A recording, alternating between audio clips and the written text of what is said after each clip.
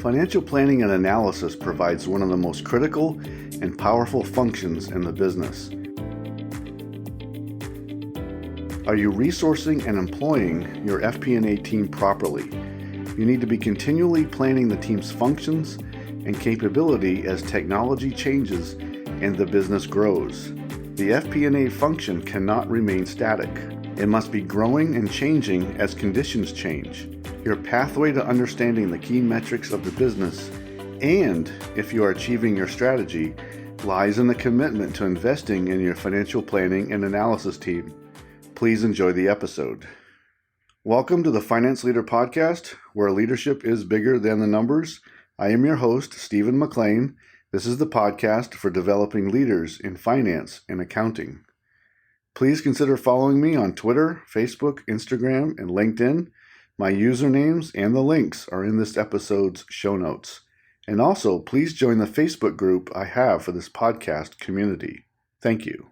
This is episode number 91, and I'll be talking about the importance of the financial planning and analysis team, and I will highlight the following topics. Number 1, is the business achieving the strategy? Number 2, how FP&A can add huge value. Number 3, do they have the right tools? Number 4, invest in your FP&A team. And 5, where is FP&A going in the future?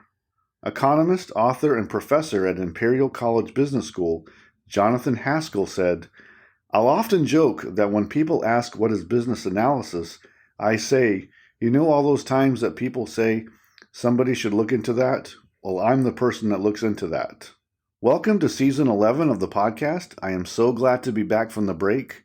Season 11 is going to be amazing. Today's episode is about financial planning and analysis. I'm also going to talk about data validation and also the future of artificial intelligence in finance. And another episode will be about problem solving and decision making, along with leading during the annual budget development process. Again, I am very happy to be back and sharing episodes that can help you become a leader. Not just someone who works numbers in a spreadsheet, but someone who can have a positive impact in your organization every day and in every task you do. I want this podcast always to help you build your leadership ability.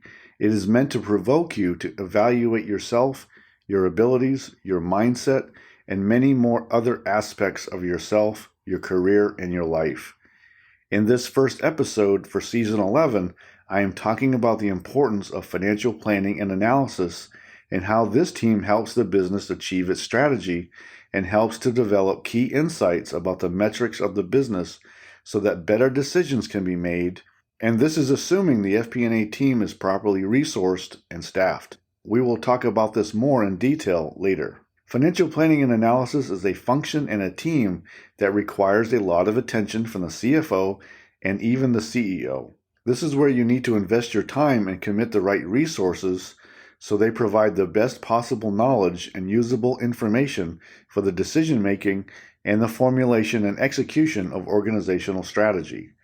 The 4 major roles of the FP&A team are analysis, planning, reporting, and forecasting.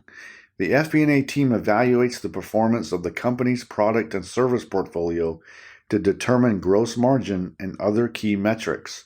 They also examine investment projects and key expenses that affect profitability. Additionally, the FP&A team plays a major role in planning the organization's budget and evaluating the current year's execution of the budget, plus many more other tasks focused on growing the business and adding value to a multitude of stakeholders.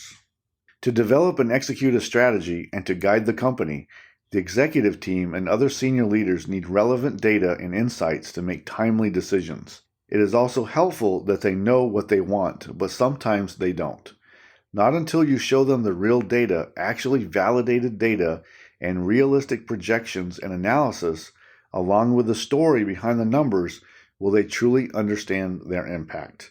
This is where a leadership-focused and forward-thinking FP&A team can help guide and deliver information that can make a positive difference, keeping in mind that the business strategy is how you commit resources and how the business is structured and how the company will be positioned. Executives must make decisions and communicate where they want the organization to go. When senior leaders in the FP&A team can properly partner and trust each other, we will see the potential for the organization be truly fulfilled, an almost unlimited journey of strategy execution. However, this is often an area that needs improvement. I would like for everyone who works in FP&A to embrace the leadership aspect of the role. You get to lead with the numbers. If done properly, you can partner with those leaders who own the deliverance of the metrics you analyze, so you help them with additional insights. The ability to think strategically is to find key business insights, and the FP&A team can do that. Your analysts should become experts within their portfolio and then partner with the stakeholders. This will help build trust and better cooperation. The typical financial analyst wastes a lot of time pulling raw data and formatting, also cutting and pasting that very same data. This is a huge waste of effort because the tools and processes they are using are probably outdated. We need systems and processes that support more real-time access to data that is already formatted and ready to be analyzed. There will always be the need to export some data to a spreadsheet and do some analysis. But I don't want analysts spending the majority of their time doing that. I want more of their time to be value-added and focused on delivering data ready for decision-making or evaluation. How much time do your analysts spend on formatting or cutting and pasting instead of analyzing and leading discussions on how that data can change the company? What do I want organizations to do differently with their FP&A team? I want them to literally release them to act, to empower them to use their leadership, to dig into the numbers, and to partner with senior leaders to further understand what is happening with key metrics and performance indicators. If your team is doing the same analysis every week and every month, then what true value are they providing? Are you still doing monthly close the same with the same slides every month? Do the slides even tell a story? Do you know what is really happening on every monthly close slide you see and how it impacts the business? Most monthly close presentations fail to deliver because they present the same old tired data. My most intriguing and interesting work assignments were when I was working on a financial planning and analysis team. This is where metrics and analysis meet decisions and then strategy. This is where you can make a huge impact on how the strategy is developed and executed. Financial analysts must exercise leadership to ensure change occurs based on their findings, using new and innovative ways to look at their numbers. Now let's talk about the importance of the financial planning and analysis team. Number one, is the business achieving the strategy? Strategy comes down to the choices you make about the resources you have and how you use them and align them to the market position you will take. Does your organization have a realistic and achievable strategy? Does it have a strategy that everyone can understand? And actions must be prioritized. How are you evaluating your strategy execution? Your FP&A team should be working and assisting to evaluate if the strategy is being executed properly, and this can be done by analyzing key metrics and how well the product and service lines are performing to the target market position. Number two, how FP&A can add huge value. The key to knowing insights to the business is to break down the key metrics. But what are those metrics and how do you break them down to make sense? You need to know what components make up each of the metrics you are responsible for. How and why do they change in value? What are the variables that moves them each month? Now let's say shipping expense is a key metric for your business. What components of this expense do you need to know to help find an insight? Maybe shipping options for late products that are going to be late to the customer. This can be revealing because why are we so late on product delivery? Is it material to the business? And how can we improve? Further, are we losing business because we are late on delivery? There are so many areas to deep dive other than just knowing how much shipping expenses were each month. To better understand, this is why I ask FP&A analysts to partner with the metric owners. Try to find out everything that can affect the metric. You may find savings or how to do it better. How do you link your key metrics to strategy formulation and execution? FP&A is in a unique place where they can determine which metrics and which lines in the profit and loss statement that directly affect strategy execution. What moves the strategy? Which products and services move the strategy in the right direction? And which expenses affect the strategy the most? How can FP&A positively affect this? What can you do to look further? Are the processes right? Are you putting together the right information to help decision makers? Number 3, do they have the right tools? To help the FP&A team be successful, they need to be resourced properly and have the right tools, plus have the right vision for what they should deliver to the company. By tools, I mean the finance systems they are using. What analytics applications do they have? Does it include consulting on how to build out the right analytical tests? And what financial models and the framework does the team use for projections and analysis? Are these tools from 10 or 20 years ago, or have they been refreshed recently? As a consultant, I have cleaned up and refreshed many Excel files that were still being used many years after they were first built, but now had errors in them after being passed around.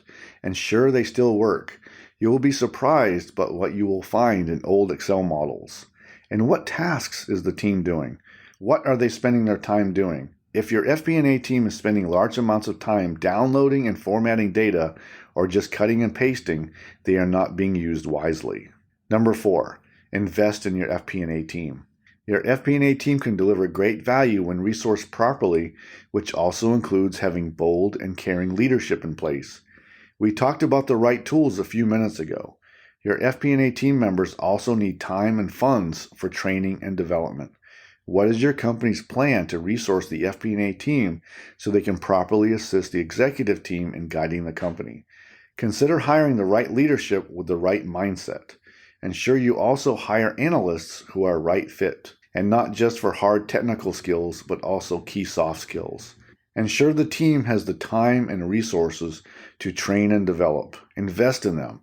It will give back huge returns. Number 5. Where is FP&A going in the future? The FP&A team of the future will involve some amazing features and abilities.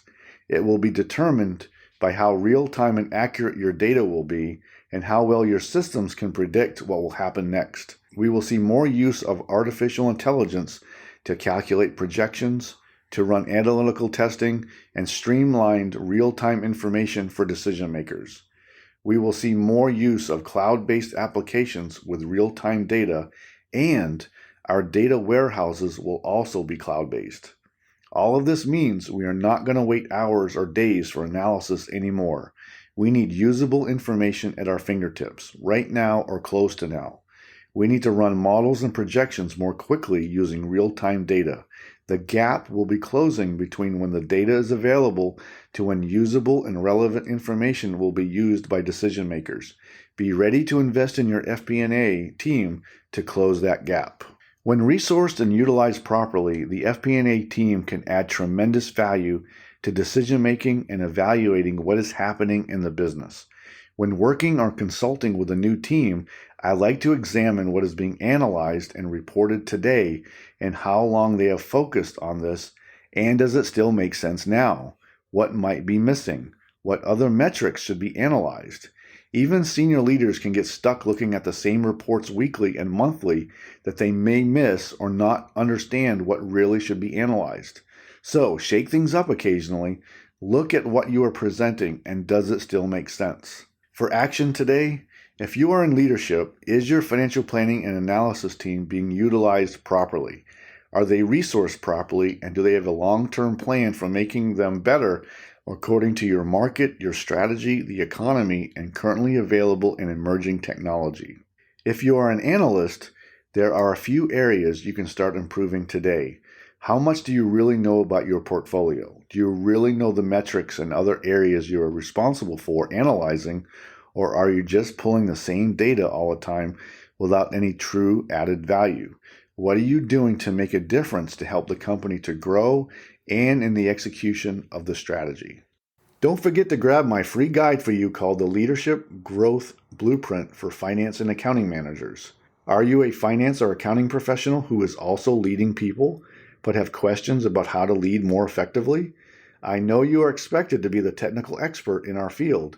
Learning leadership can set you apart from your peers, which can then lead you to more opportunities. In the free guide, I talk about 3 leadership areas: communication, team development, and empowerment, plus a few recommendations around challenges with the financial systems you are using to complete your work. The link to this free guide is in the post or the bio.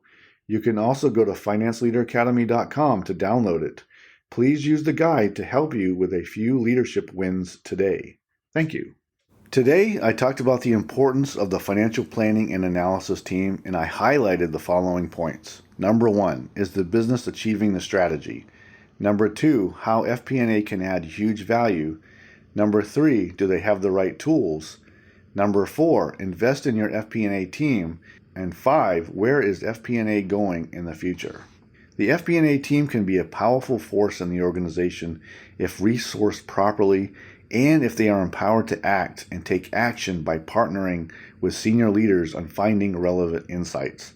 A careless senior leader can just as easily deny what FP&A can deliver by being pessimistic and unbelieving in data, but also believing in gut decisions only or upset when the data suggests something that is threatening to their own kingdom in the company. And yes, this happens. Believe in and invest in your FP&A team so they can deliver incredible value. I would expect CFOs and CEOs to invest their time in this team so they have the right tools to do their jobs properly. Next week, I will be talking about data.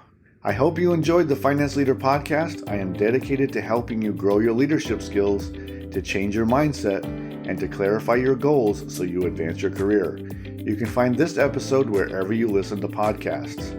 If this episode helped you today, please share and leave a quick review so that others may find the podcast. Until next time, you can check out more resources at financeleaderacademy.com and sign up for my weekly updates so you don't miss an episode of the podcast. And now, go lead your team, and I'll see you next time. Thank you.